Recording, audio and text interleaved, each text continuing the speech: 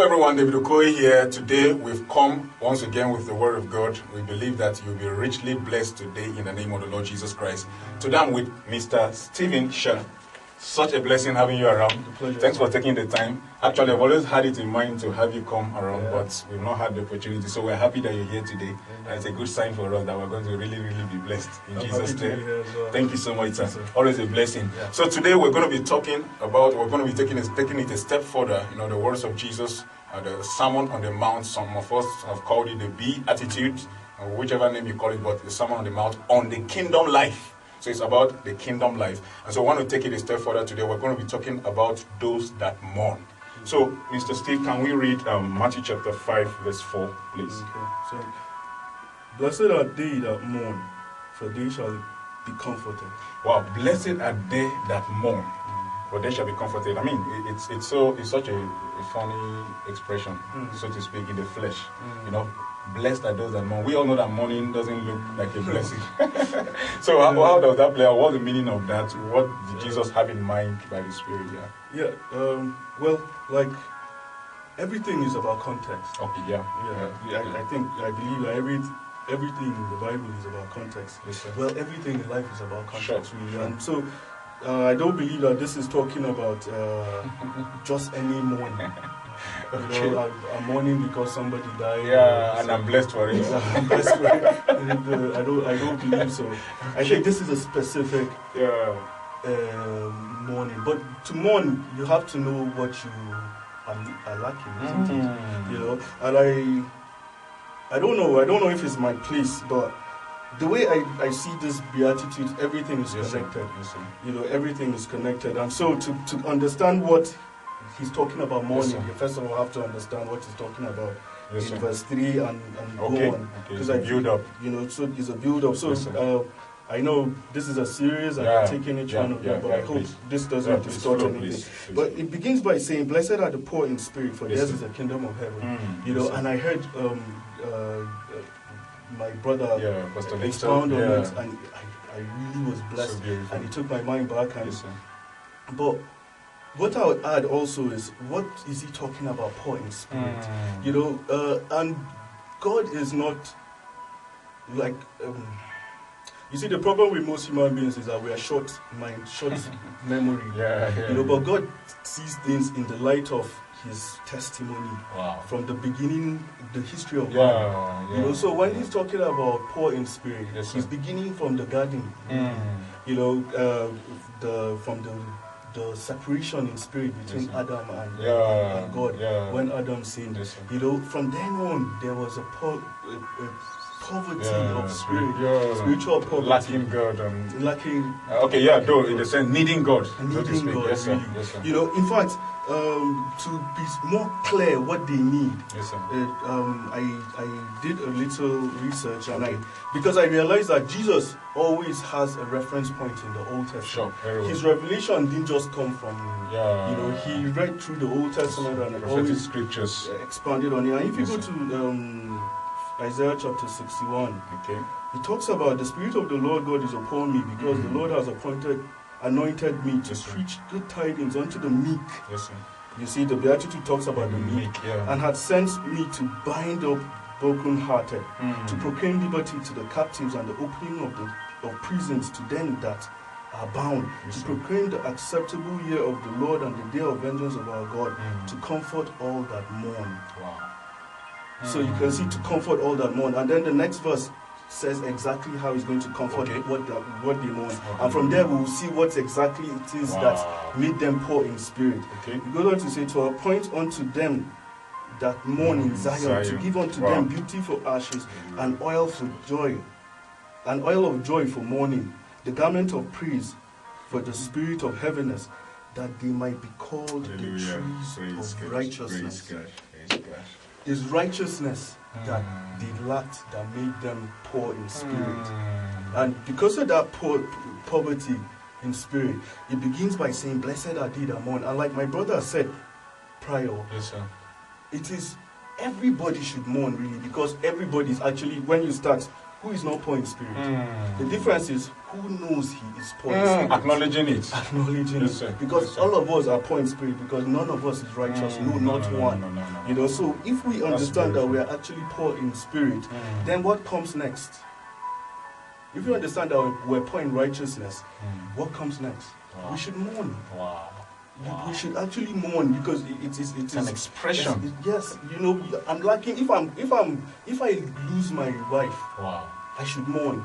If I lose my righteousness, I should mourn. So seeing our need, should make us mourn. Expressing our desire. Because when you begin to understand your need, you begin to see how it has been hindering you in every aspect of life. Righteousness just means, in my own layman's definition, right at all times. Imagine how wonderful you'll be if you are making the right decision at every single step. In fact, Romans chapter 5, verse 17. It says, "For if by one man's offense death reigned by one, much more they which receive abundance of grace and of the gift of righteousness shall reign in life." That word reign is talking about ruling as a king. Hallelujah. So you reign as a king in life. You know, I mean, that is what the human race is lacking. That boldness that comes with righteousness. You know, and when we realize that, then we, especially when you are going after the things of God and you're trying to do, like me, my biggest problem is not knowing what to do. Is to find the strength to do what I need to do all the time. You know, and I that if I just overcome that, and like my brothers said earlier, I saw it clearly that it is just in believing, you know, just in believing, you know, that we attain there. Okay, so you're establishing that connection that it's a flow from poverty of spirit brings us into mourning. And then he said that blessed are the ones who mourn, for they shall be comforted. So that tells us something. That means there's going to be a result from your mourning. That's why that mourning is blessed. It's not just crying for loss or weeping for loss and hoping that one day we're going to see. In fact, the next verse that says, "Blessed are the pure in spirit," and he made me see There is a clearly. connection. The pure in spirit, saying that the pure in motive. If you are mourning for a pure motive, not just mourning for money, mourning for lack of this, lack of that, but you are mourning because your motive is that you are wanting to be like God. Desperately in need of God. In need of God. You want to be righteous. You want to do everything that God says to do, but you are finding yourself not able to do it. Yeah. So, but does this in any way does this in any way connect with intercession, prayer and answers to prayer, mourning and being comforted? How does that play out? And I'm looking at the picture of Prophet Nehemiah in the Bible. You see that whole thing when he heard that the wall was broken, the gate was destroyed, the wall, the city is burnt and all of that. The Bible said that he mourned for days, he fasted and all of that, and he sought the Lord and got favor from the king and all of that. So he took that heart disposition of I care about my people. I'm really interested in their well-being. I really imagine what has happened to my people, the people of God, of course. And then he petitioned the king and stuff, and all of that went on. How do we apply that in the spirit of prayer and answer to prayer? Morning. First of all, praying to God is just an acknowledgement that He is your source. Really, and most of the time that is enough. In fact, I would probably say all the time that is enough.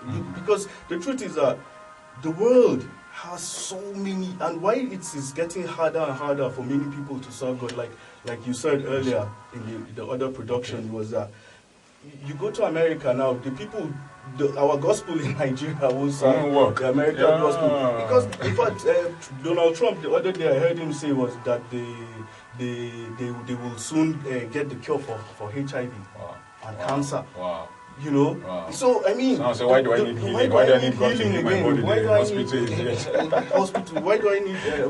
I'm poor. Why I can just go to the government will give me money? You know? So you have other sources. But when you pray, you are acknowledging that this is it is God that is your source. You know, and that is where the pure heart comes, pure emotive. You are not just praying to God and then your actual sight is on, okay, who is it that will... In case plan A fails. Plan A fails. Wow, that's already defeated. A wrong motive. Yes, but if you have a pure motive, yes, pure of heart, yes, then you will see God. Yes, sir. Oh, hallelujah. You will see That's God. So and like he also said, I was so blessed. Yes, sir. When you see God, yes, sir, you see yourself as well. You know, and that's the remedy. Because the whole idea is to become righteous, isn't it? Yes, and if you begin, the more you see God and you see His righteousness, that's why Romans chapter 1 verse 16 says, or is it 17, it says, for therein is the righteousness of God revealed from faith to faith. So when you see the gospel, God in the gospel, you see the God's righteousness. And when you see God's righteousness, you are beholding as in a mirror. Wow. And you begin to change from glory to glory by the Spirit of God. It's so powerful. Now, I'm talking about mourning with respect to intercession. Now, intercession, you don't intercede for yourself. You can supplicate for yourself. You can make requests for yourself. Yes. And technically, we don't intercede for believers. Because the whole essence of intercession is standing in the gap. Oh yeah, I watched that. You did a... Okay, yeah. The new priesthood. Okay, thank you so much. I'm happy you did. Yeah. And so I want us to really talk a little about it. New Testament intercession. You know why? He says, blessed are those that mourn, for they shall be comforted. Now, let's take that to be prayer, for instance, based on the revelation we have. And then you see that a lot of people are mourning, praying, but very few people are being comforted. Yes. So what is the reason why? You know, you've made some connections already, the pure in heart and stuff. So what exactly would you say? He said, blessed are those that mourn. Now, mourning because you see that this is happening to this person, and probably he is godless, he doesn't know God. And so God has given you the privilege of bringing people to him. That's what we call intercession, connect. Of course, Jesus is the ultimate intercessor. But then, we are serving under him. He is the high priest. Yes. We are priests under him. So how does it play out? A lot of people are mourning, but very few are being comforted. What's the problem? Like I started, yes, sir. Context is everything. Very well, sir. And it is our job as if we that say we are stepping out to become ministers of Christ. Yes, sir. Our job is to minister in context, yes, the sir. most important thing, yes, sir. which is let every man put his gaze upon the Lord. Let it be that we behold God. Wow. Let that be our good. you know, so that when we are teaching, you know, I notice I find a lot of preachers, yes, they take scripture out of the Bible and they try to make it relevant to life as it is today. Yeah. Beautiful. There's nothing wrong with that. But before you make it relevant to life today, first of all, I tell you the truth, when Jesus was talking about this, blessed are they that mourn, yes, sir. His mind wasn't thinking about things that are relevant in the flesh. Very well. He's talking about things that are spiritual, yes, sir. from the testimony that have physical implications. Because the spiritual is the one that gives birth to the very physical. Well, you cannot be right in the spirit and the physical will not follow. Of course. It's impossible. Yes, it's kind of like trying to look at the sky and think that you won't see the bird in between you and the sky. I mean, trying to look at the cloud and not see the birds in between. In between, You know, so if your gaze is to the cloud, everything somehow in between you see them. You will conquer. Very true, but most of the time, we as ministers put the laity, yes, sir. the gaze on the shallow, yes, sir. instead of, you know, and so when they are mourning, they are not mourning from that perspective. Because if I'm poor today, yes, sir. my problem is not lack of money. Yes, sir. My problem is lack of righteousness. That's the truth. Wow. That's the overriding. If I'm sick, yes, my problem is not because I contacted AIDS or cancer or whatever. My problem is lack of righteousness. Wow.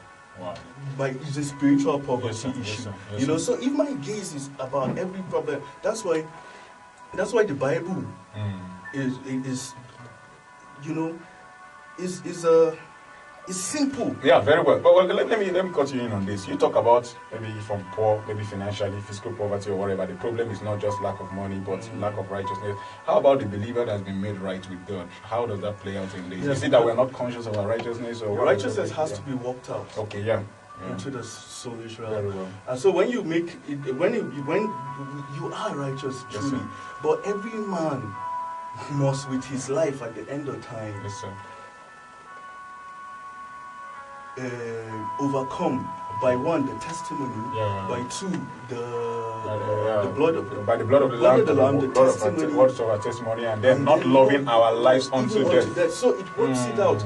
The blood of the Lamb is talking about what God has done for you in the Spirit. Yes, sir. Your testimony is what you have understood by what God has done for you in the Spirit.